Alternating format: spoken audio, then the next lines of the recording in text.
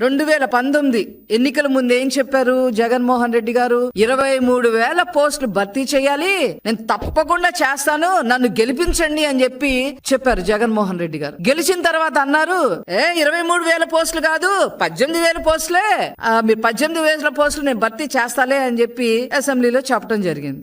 ఈయన ఇలా చెబితే బొత్స సత్యనారాయణ గారు 18,000 ఏం లేవు, కేవలం 8,366 పోస్టులు మాత్రమే భర్తీ చేయాలి అని చెప్పి బొత్స సత్యనారాయణ గారు అసెంబ్లీలో క్లారిటీ ఇచ్చారు. 2024 ఎన్నికలు వీళ్ళు క్లారిటీలు ఇచ్చారు కానీ ఎక్కడ నోటిఫికేషన్ అయితే ఇవ్వాల. 2024లో ఇంకా ఒక 3 నెలల్లో ఎలక్షన్స్ జరుగుతాయి అనే టైంలో ఒక 6,100కి నోటిఫికేషన్ ఇచ్చారు. కానీ ఎంత భర్తీ చేశారు?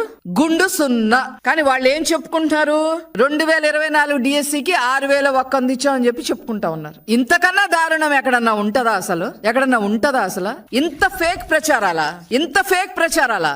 ఆ రోజుకి ఈ రోజుకి నారా చంద్రబాబు నాయుడు గారు ముఖ్యమంత్రి స్థానంలో ఎప్పుడూ కూడా విద్యార్థులు బాగుపడాలి అని అంటే చదువు అనేది చాలా అవసరం అని చెప్పి ఆ రోజు నుంచి ఈ రోజు వరకు కూడా మరి ఈ 16,347తో కలిపి 196,000 ఉపాధ్యాయుల పోస్టులు ఇచ్చింది ఒక్క నారా చంద్రబాబు నాయుడు గారే.